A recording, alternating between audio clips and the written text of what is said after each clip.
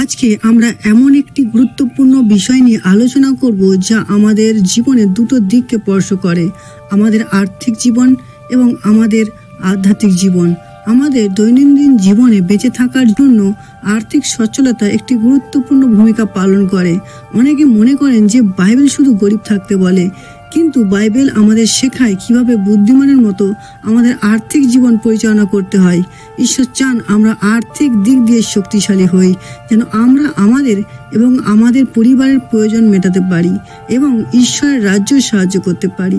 আমরা দেখব বাইবেলের শিক্ষা কিভাবে আমাদের আর্থিক এবং আধ্যাত্মিক উভয় ক্ষেত্রেই সফল হতে সাহায্য করতে পারে। আর্থিক বৃদ্ধি, ঈশ্বরের দেওয়া সম্পদের সঠিক ব্যবহার। আমাদের আর্থিক বৃদ্ধি শুধু আমাদের নিজেদের জন্য নয়, বরং ঈশ্বরের রাজ্যের গৌরব করার জন্য প্রয়োজন। বাইবেল আমাদের শেখায় যে আমরা আমাদের সম্পদের ভালো ব্যবস্থাপক হতে পারি। হিতোপদেশ 10:4 অলস হাতে দরিদ্র হয়, কিন্তু পরিশ্রমের হাত ধনবান করে।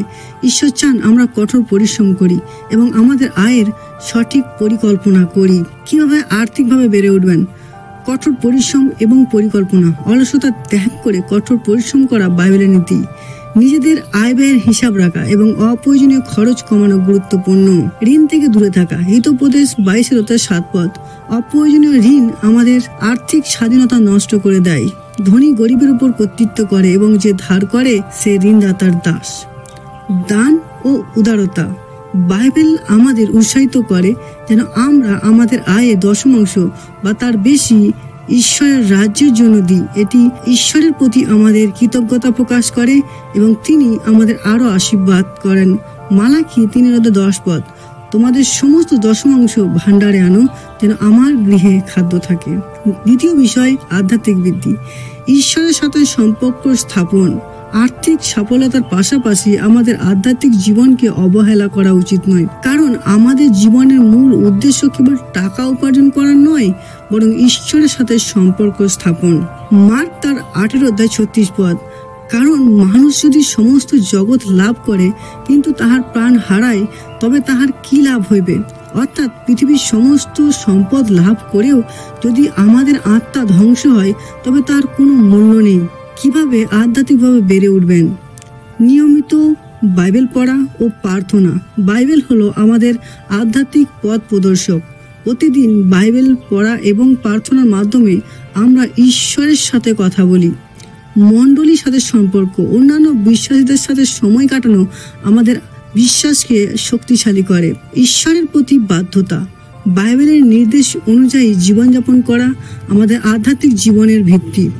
আর্থিক ও আধ্যাত্মিক বৃদ্ধির মধ্যে ভারসাম্য।